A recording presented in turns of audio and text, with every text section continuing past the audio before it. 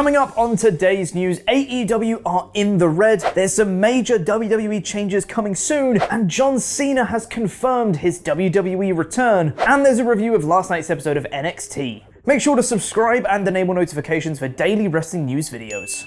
Support WrestleTalk!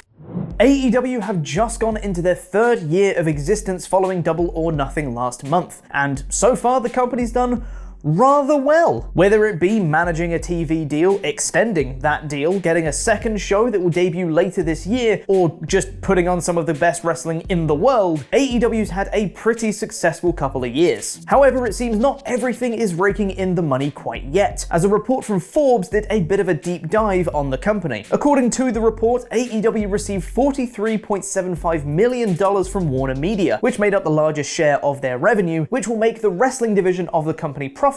But AEW is much more than just wrestling. They're a t-shirt company, obviously. But they also have a whole video game division that has some big plans going forward, and that division requires investment. According to the Forbes report, AEW put in an 8-figure investment into video game development, which will keep the company overall in the red for now. 8 figures is at least $10 million. So is a minimum $10 million investment into their video game division worth it? Only time will tell, but for now, in the early years of AEW's lifespan, it seems they're taking the right steps to set up their future. Interestingly enough, Tony Khan's father, Shad Khan, who owns both the Jacksonville Jaguars and the Fulham Football Club, seemingly wasn't a fan of his son's idea to create a wrestling promotion, as he said in the Forbes article, "I absolutely didn't think this was a good idea, but I told Tony, look, when I'm dead and gone, I'm going to be leaving you and your sister a lot of money. Why don't you blow some of that while I'm alive?" Which really just sounds like a passive-aggressive way to let your son make his own mistakes, but screw you, Dad, I'm making a profitable company, so suck it. But interestingly enough, a photo shoot for that Forbes article on AEW might have revealed the potential in-ring return of one Paul Wight. As part of the very fancy photo shoot for Forbes, featuring a bunch of people in the ring all doing their wrestling thing, eagle-eyed viewers spotted that one Paul Wight, formerly known as the Big Show in WWE, could be seen sporting some new wrestling gear, which got the old internet speculation wheels a-turning. Why would he have new in-ring gear if he wasn't going to be wrestling? Answer me that, AEW. Yeah, didn't think you had an answer. Big Show in-ring return confirmed. But it's not just AEW that might have some big returns lined up, as WWE look to be making some big changes going forward in their company too. Anyone who's been watching WWE lately knows that the main roster shows, outside of anything involving Roman Reigns and RK Bro, have been largely awful, with repetitive shows, uninspiring booking that makes no sense, and just the general vibe of wheels spinning and getting nowhere fast. So it's about time WWE turn things around, wouldn't you say? And turn around they just might, as according to Andrew Zarian of the Mat Men podcast, hearing about a lot of exciting stuff on the WWE side of pro wrestling. Too early to post anything, but I'm very hopeful we will see a quality turnaround by the end of the year. I hate being vague, I generally don't post things like this, but I'm very hopeful right now. There would need to be some pretty drastic overhauling from top to bottom of WWE programming in order to see a quality turnaround, because the company would need to fix things such as the 3 hours of Raw, their treatment of the women's division, distraction finishes, 50-50 booking, retconning entire character arcs and feuds, nonsensical character motivations, DQ finishes for every other match, soulless scripted promos, all the spooky nonsense that Alexa Bliss is doing, actually understanding baby faces and heels, formulaic boring matches, infuriatingly nauseating camera work, and stripping any form of life from once great wrestlers. Did I miss anything? Thank you for being awesome pledge hammers on Patreon, the British Bulldog Philip Roy J. Smith Jr. and the Rocket Dan Van Sky. You can get your own shout out by joining us at patreon.com/WrestleTalk.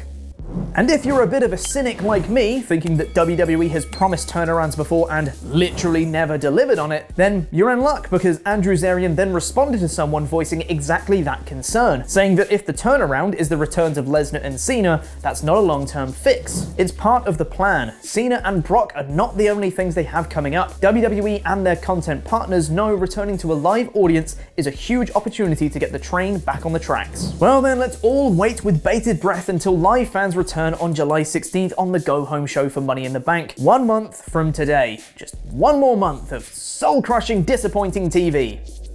should be fine. Part of those reported major changes would include the return of John Cena, who had previously been reported to potentially be penciled in to return on the July 16th episode of SmackDown for the return of the live crowd. There were also reports he was the favoured match to headline SummerSlam against Roman Reigns. Well, now we've heard it from the man himself, he is returning to WWE. At some point. In an interview with Chris Van Vliet, Cena confirmed he was very much looking forward to wearing jorts again. It's been too long. Has it been too long? Or not long enough? Is there ever really a time frame you can put on the absence of jort wearing? CVV then clarified, saying it's not a matter of if you're coming back to WWE, it's a matter of when, to which Cena simply replied, you're absolutely correct. So we'll have to wait and see if the reported Cena versus Reigns match comes to fruition, but if it doesn't, there might be a different plan for Big Match John. One of the things fans have always clamored for in years gone by is a John Cena heel turn, and now Cena has explained why it might finally happen once he comes back to WWE. As WWE invests and builds its roster, it has a wealth of talent and truly has many anchors to the ship now. Certainly, with Roman being a very, very marketable and definitive star, I think the reason for me not to explore that side is because WWE didn't feel confident they had any alternative as the top babyface. And I respect that business choice, I really do. But now with them really laying their foundation for the future, setting up life for the next decade or so, maybe, I don't know. John Cena heel turn confirmed. Would you like to see John Cena finally turn heel, or has that ship sailed, crashed, sunken, and everyone has forgotten about it by now? Let me know in the comments because I'll be replying to people for the first 30 minutes after this video goes live from out of nowhere. Literally. You get it because you can't see me like John Cena. As is customary after a batch of WWE releases, lots of these released wrestlers have been showing up on various media outlets to tell their story, such as Renee Paquette's Oral Sessions, Fightful, or Thea Trinidad's Twitch stream. One person who's been remarkably silent since her release is Lana, but it seems her silence's days are numbered, and she took to Instagram to tease that she'll be telling her side of the story very soon. On an Instagram video, Lana said, "I can't wait to spill the tea because it's hot and delicious. I look forward to standing up and speaking out on things that for years I have been silent about. It's a little bit of freedom that I can be the face that I want to be. I can stand up for freedom, I can stand up for truth, I can speak up for things that people exploited, and a lot of things." Lana certainly has an interesting career in WWE, being Rusev's manager before transitioning into wrestling herself, being put through commentary tables week after week by Nia Jax, and then teaming with Naomi. There's lots of stop-start pushes in there, and no doubt she has many stories to tell. Do you remember that time she was managing Dolph Ziggler while Rusev was managed by Summer Rae, and then Lana and Rusev got engaged in real life? Good times. Now let's talk numbers. Viewership numbers. Last week's episode of SmackDown managed to draw an average of 1.944 million viewers, which was up from the previous week's 1.833 million. Good job, SmackDown, you only melted my brain just a little bit. Things still aren't looking great for Dynamite in the Friday night slot though, as last week's episode drew an average of 487,000 viewers, which was slightly up from the previous week's 462,000. This still doesn't bode well for AEW Rampage coming later this year in that Friday slot. Meanwhile, this week's episode of Raw, which was the go-home show for Hell in a Cell, lest we forget, drew an average of 1.742 million viewers, which was up from the previous week's 1.64 million. Well done, Raw, you only melted my brain just a little bit. Just kidding, I don't watch Raw because I don't have to. But if you did watch Raw, you'd have seen Jaxson Ryker take on Elias for the second week in a row with exactly the same finish.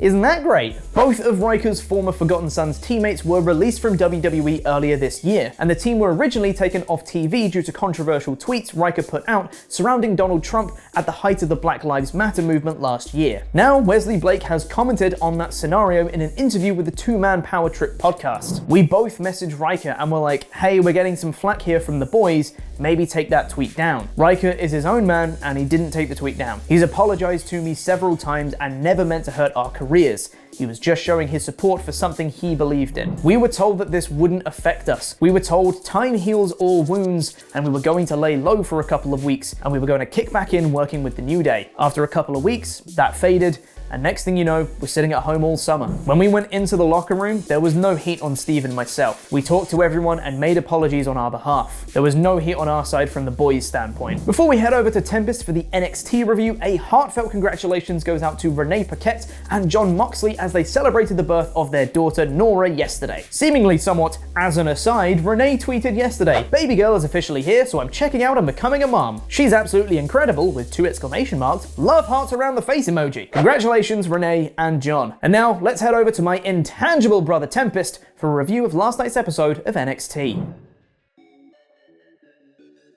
Joe. That's right, ladies and gents, Tempest is back with another review of NXT in about 5 minutes. So right off the bat, bang, we started with perhaps the best promo segment NXT has had all year as William Regal came out to address the comments he made in the closing moments of NXT TakeOver In Your House this weekend. Regal was very emotional here, talking about how he'd been with NXT since the beginning and watched as the show had grown into an international phenomenon, touring America and eventually the world. He reminisced about a very sweet moment where he got to watch the NXT show in Blackpool, England, along with his nieces.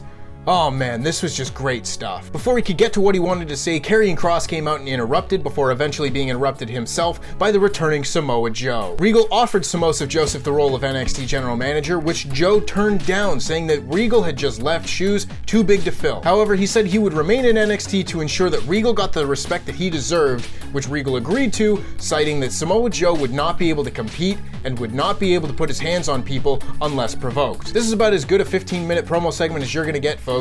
Just spectacular stuff. The first match on the show saw Imperium take on Breezango. Now this match wasn't very long. It went through a commercial break, but Imperium had control during the majority of the match. Tyler Breeze was able to get the hot tag, but was immediately cut off by Fabian Eichner, only to then roll him up and score the pin. Imperium did beat down Breezango after the match, but I really don't understand why Imperium just couldn't get the win here. Walter will no doubt browbeat them next week, but man, they're just a couple of losers, aren't they? Just win a match. Backstage, William Regal tried to break up a scrap between Adam Cole and Kyle O'Reilly before announcing that the two will compete again at the Great American Bash on July 6th, before Samoa Joe came in and choked out Adam Cole. The next match was awesome as Kushida's NXT Cruiserweight Championship Open Challenge was answered by Trey Baxter, the former Blake Christian. This was an excellent debut for Baxter as it seemed that he and Kushida were evenly matched, but Kushida still had the edge when it came to experience. Baxter was able to get a big near fall after a Spanish fly and a springboard 450 splash, but ultimately it was Kushida who was able to get the win, hitting a big arm breaker off the top rope before locking in the hoverboard lock for the submission win. It should be mentioned that William Regal had also announced that Kyle O'Reilly and Adam Cole will be picking their own opponents for their matches next week,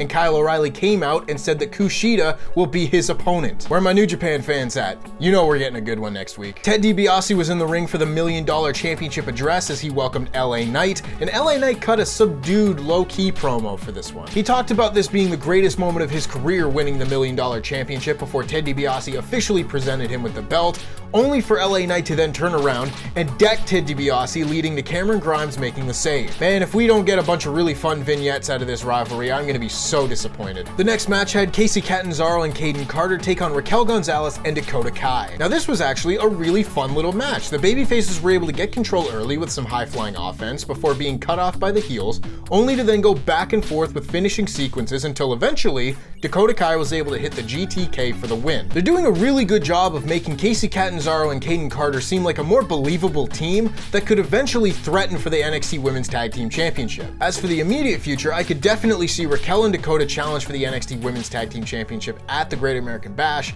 but we'll have to wait and see. Io Shirai cut a promo saying she was back, but was immediately interrupted by Candice LeRae, saying she was now a champion and Io is no longer unbeatable. LeRae said that Io now has to go to the back of the line and earn her championship match, which I mean, Candice, have you seen NXT lately? You don't gotta do anything to earn a championship match around here. Adam Cole, Santos Escobar, Ember Moon, look at all the wins they got leading their championship matches. Io was attacked from behind by Indy Hartwell, but Io was able to fight off both members of the Way, hitting a 619 on Indy before Candice pulled her to the outside and told Indy to hit a big elbow drop through the announce table. Before Indy could do that, she was attacked by Zoe Stark, as Stark and Io Shirai fought off both members of the Way. Maybe this'll be the match for Great American Bash?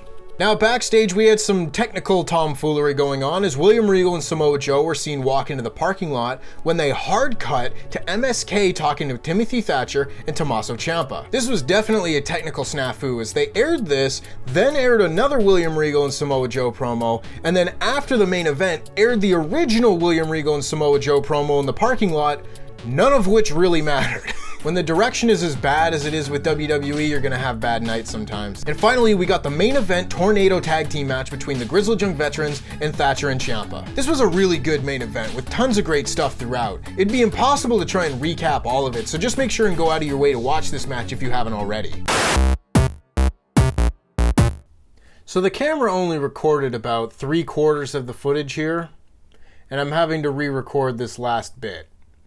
Go figure. As we got towards the end of the match, there were tons of moments where I thought both teams had a legitimate shot at winning, with the Grizzled Young Veterans hitting a big side suplex on the announce table cover on Tommaso Ciampa before he popped up and hit an air raid crash on Zach Gibson on the announce table, which also didn't break. This allowed Ciampa to hit the fairy tale ending on James Drake back in the ring, and Thatcher and Ciampa both locked in submission holds for the submission win. Personally, I would have liked to have seen the Grizzled Young Vets get the win here, as it feels like they're just desperately starving for a big win.